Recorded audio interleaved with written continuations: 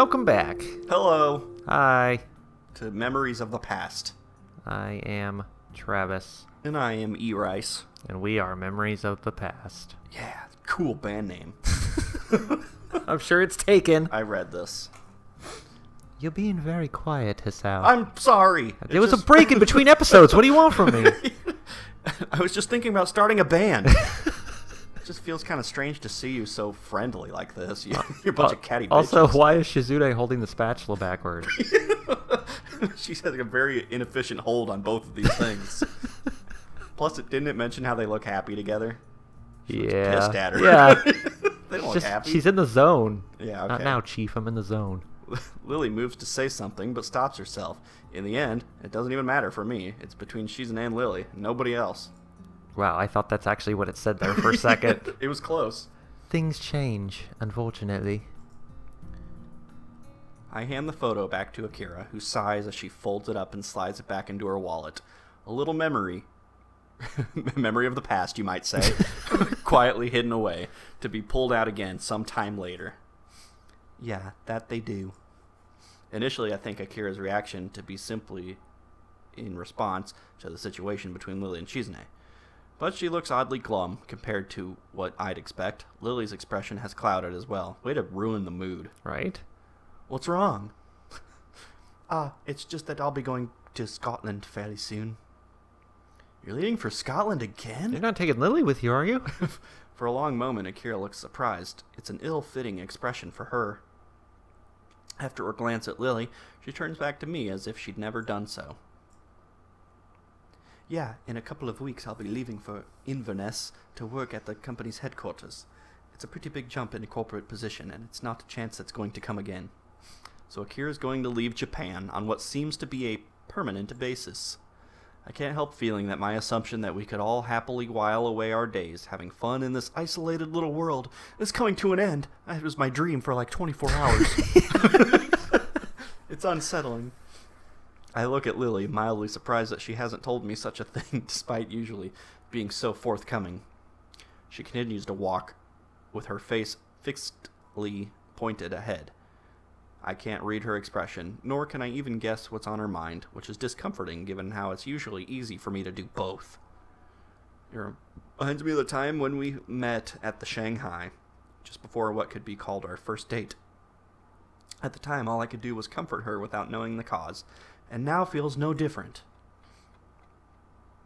As we finally reach the school dormitories once again, there's a somewhat awkward silence. I don't think I'm the only one who feels it. This awkward silence is awkward. Yeah. Ugh. See you tomorrow then, Lily. Bye, Akira. Good night, Hisao. See ya. And with that, they walk to the female dormitories. Opening the door to the male dormitories, I stop and look back at them, just moments before their figures disappear behind the heavy wooden door. That was a strange moment when Akira said she was leaving. While that wasn't the first time when my thoughts regarding my new life had been called into question, it's perhaps the first time to do it quite so profoundly. I still don't know what to make of Akira's reaction, much less of Lily's.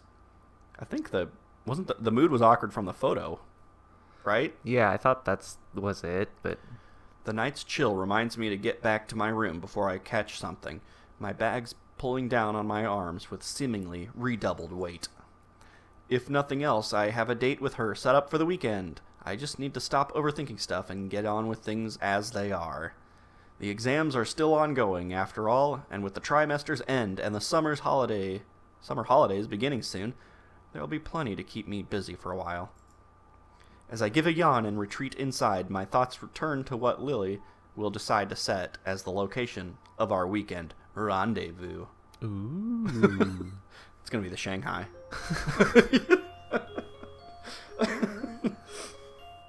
Surprise. Silence. You had to throw in some of that awkward silence. Well, at least we didn't. Whoa, jeez. I was thinking we were going to run into Kenji. Thank God we have not. Yeah. I'm pretty sure this is about the last thing I had in mind when Lily said she'd decide where to have our date. Man, they never included this restaurant in any of the other playthroughs, and I'm surprised. No man nor woman is dressed in anything but their finest, their formality only matched by that of their surroundings. Rich, red wallpaper adorns the walls as the city lights far below flicker and glow. Suddenly, my AC/DC t-shirt is looking like a bad choice. Maybe I should have combed my hair. Combined with the ambient hum of quiet speech and the high-pitched clattering of cutlery and wine glasses, the mood is very formal, yet relaxed enough for me not to feel too uptight, despite this being our first real date. Once we get seated, our waiter leaves to attend to others with a quick bow, after an appreciative nod from Lily. Far from depending on my help, Lily's managed to navigate herself around surprisingly easily so far, despite the unfamiliar environment. A light brush here and there, and she's generally quite deft at orienting herself as needed. Oh, my eyes look to Lily's. I can tell from her face that she's listening to her surroundings just as hard as I'm looking. Though truth be told, my eyes are lingering on her each time they sweep across the room. The red... what? Xiangsum she's wearing accentuates her figure very well and shows off her legs. Even her hair is done up, and the scent of perfume is just noticeable. While my black suit may be a rental, I managed to select an appropriate one. It feels surprisingly comfortable considering I've so rarely worn one, and fits the setting just as well as Lily's attire. I guess this is a new experience for both of us, then. I've been here tons of times. Yeah, I'm rich, remember? She turns somewhat sheepish. I've never come to a place such as this before, now. Wooloo! One hell of a first date, that's for sure. It's going to be pretty hard for me to top this, haha. A small giggle. Even now, our nervousness is dissipating.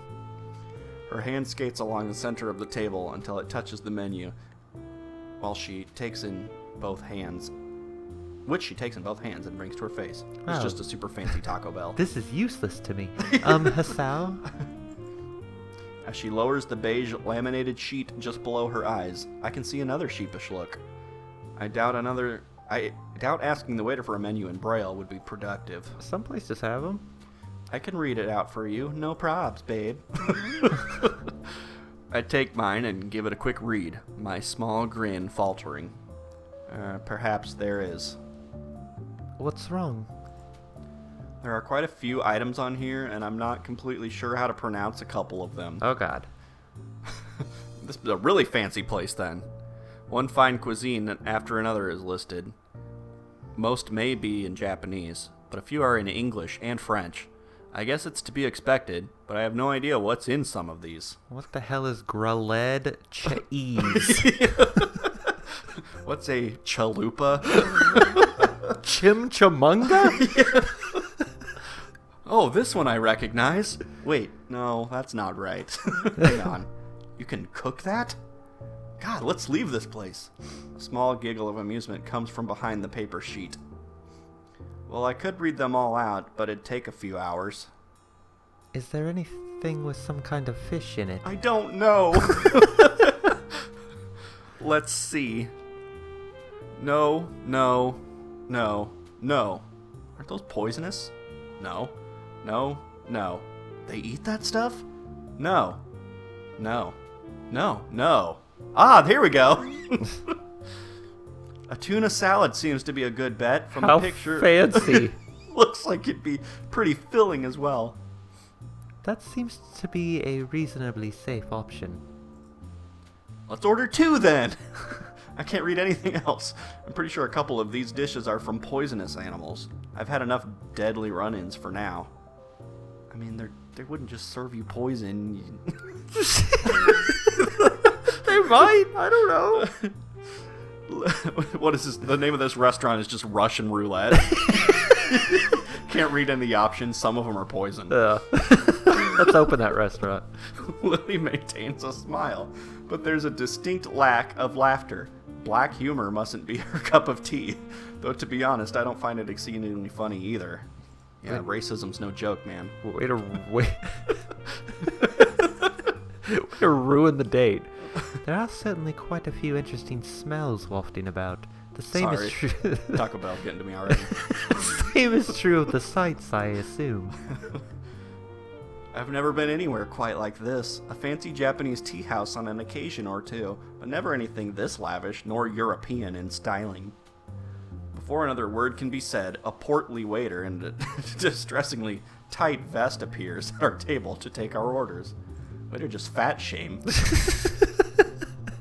Provençal tuna salad. Nicoise, please. 2!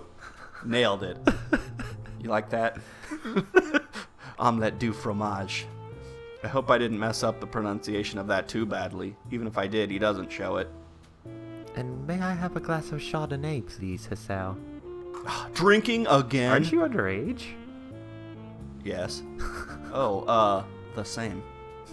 As the waiter nods and leaves, I suddenly realize what I said by absent-mindedly mimicking Lily's answer. I regret it pretty quickly. I'm pretty sure, didn't they mention that? Yeah. Alcohol. Ugh. Only a bit. Jeez. This girl has an odd propensity to getting hooked on things, I swear. God. Oh my God. And she hasn't drank in, forever. Turn her into an alcoholic, why don't you? Drinking Chardonnay on a fancy date. How dare she? What a lush! Surprising they didn't ask for identification. Thank God. Then again, I guess we both do look mature for our age. It was real mature how you totally butchered the pronunciation of tuna salad. That's what it actually said. He added all that other stuff. What is these weird symbols? That's an E? Yeah. I'll have to take your word for it. I'll add that this isn't what I'd call the type of place to ask such things, though. Good point. We both relaxed a little into our seats, trying to take our minds off the choking formality of the surroundings. As soon as we do so, the same waiter reappears at our table with 2 empty glasses and a bottle, the contents of which are quickly and professionally poured into the former. Glass.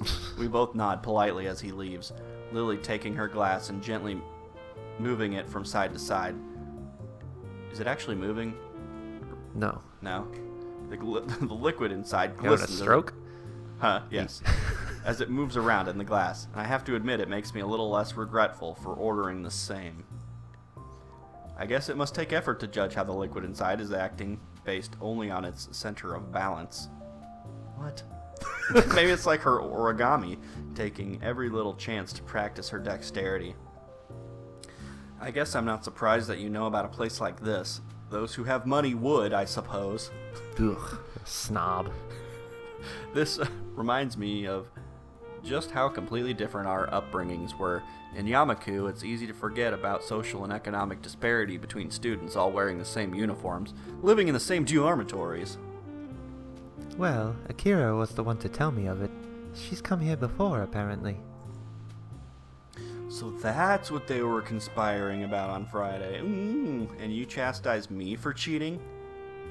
That's not cheating, it's simply making use of personal contacts. If you say so. Still, I get the feeling that you're more familiar with this kind of restaurant than I am. I'm gonna ask Kenji where to eat. She pauses a moment, a wistful look on her face, before softly smiling. The compliment seems to brighten her mood. You can thank my former school for that. If I were to appear any less, they'd be gravely disappointed. She has mentioned her previous schooling before, but now I'm kind of curious. She seems to think a lot about her past, so I don't see any problem in asking.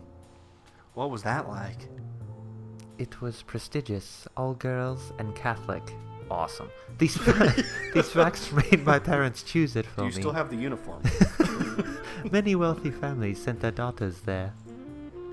From how it sounds, the life there must have been pretty strict. I wouldn't say it was a bad experience, but you're quite right, it was very strict. Thankfully, I managed to adapt well enough and make a number of friends. What number? Unfortunately, the same can't be said for my sister. She found the atmosphere and religious aspect suffocating, and ended up leaving for a job as soon as she was able to. She gives a small self-deprecating chuckle. I shouldn't complain about it though. Not many even have the chance to go to such a school. Do you resent your parents for sending you there, then leaving? She gently shakes her head. My family is high patriarchal? No. Patriarchal? Patriarchal. Patriarchal. Do I not? Okay. Patricial. Sure. My father, business always on his mind, was entirely lost as to what to do with me. In the end, he made the decision that my education was of higher priority than staying with the family.